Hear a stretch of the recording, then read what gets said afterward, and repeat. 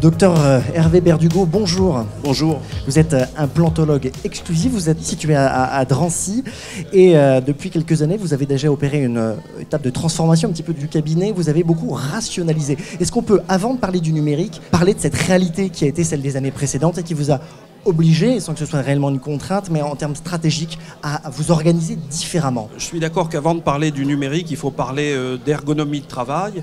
Et j'ai eu la chance d'avoir une formation anglo-saxonne qui m'a permis de gérer mon cabinet un peu comme une petite entreprise et non pas un petit cabinet de quartier où le dentiste fait le ménage quand la femme de ménage n'est pas là, fait la remise des chèques, livre son prothésiste le soir parce que le courrier est absent.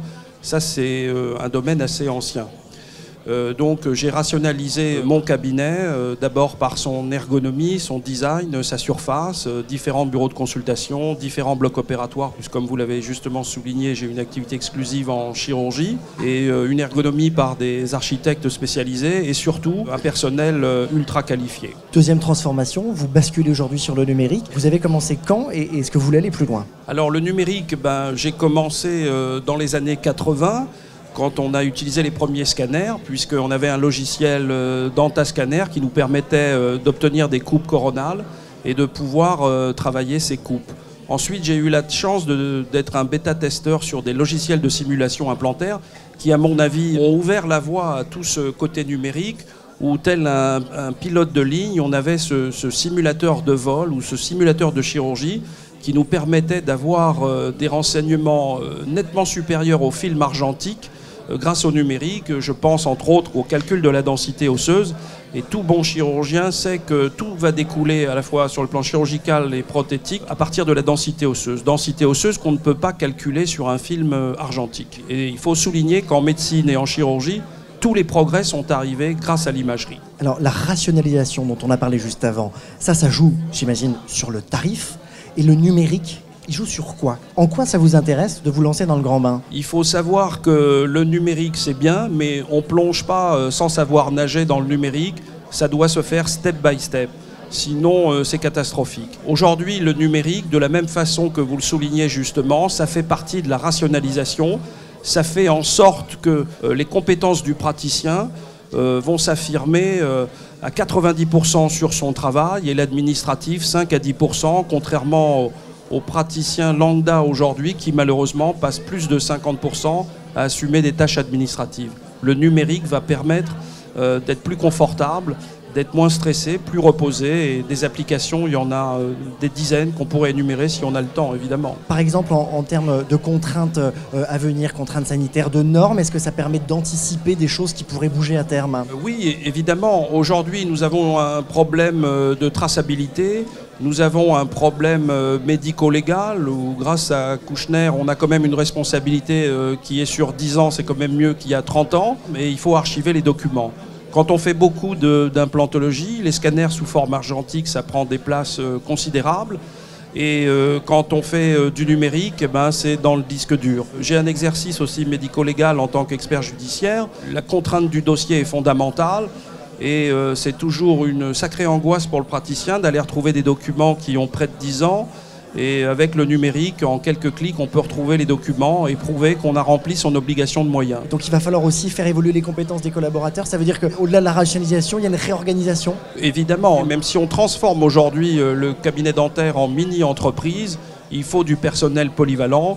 On embauche 99% de femmes, souvent ce sont des femmes plutôt jeunes, elles ont la possibilité de faire des grossesses, et donc il faut être capable de remplacer une personne déficiente ou absente ou malade ou en congé maternité, donc il faut que tout le monde sache faire un petit peu tout, évidemment. Quelles sont les étapes du processus d'intégration numérique? Par quoi vous êtes passé? Et est-ce que c'est valable quand on a une installation? Est-ce que c'est la même chose quand on en a 10 demain? Il me paraît inconcevable aujourd'hui de se numériser sans avoir une imagerie numérique, qu'elle soit 2D ou 3D. De préférence, elle devra être 3D. Ensuite, je le disais, step by step, il y a des temps à respecter. Ensuite, le second élément essentiel sera le choix de cette caméra optique. Il y a différents critères pour la choisir.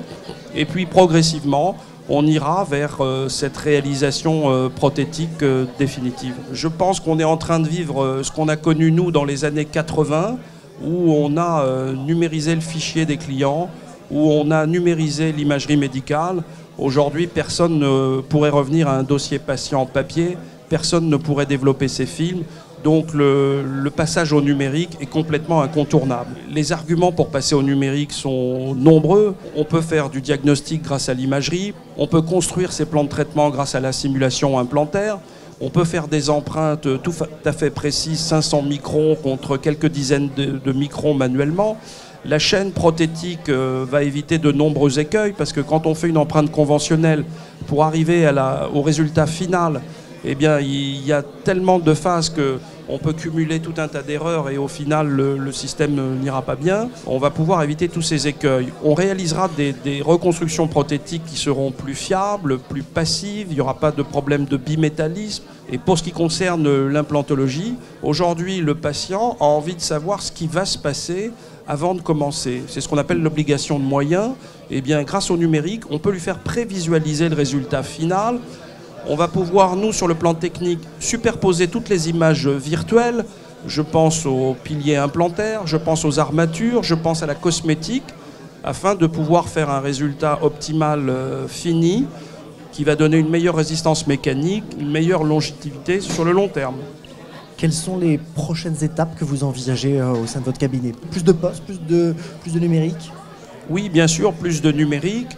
Plus de numérique, ça va passer par la caméra optique et par la réalisation progressive de toutes nos prothèses, par les techniques de CFAO.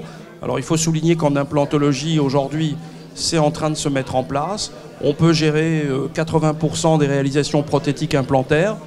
Quelques réalisations sont encore difficiles, notamment dans les reconstructions complètes sur les édentements totaux, où la caméra est encore un petit peu juste pour faire des empreintes sur 10 ou 12 piliers.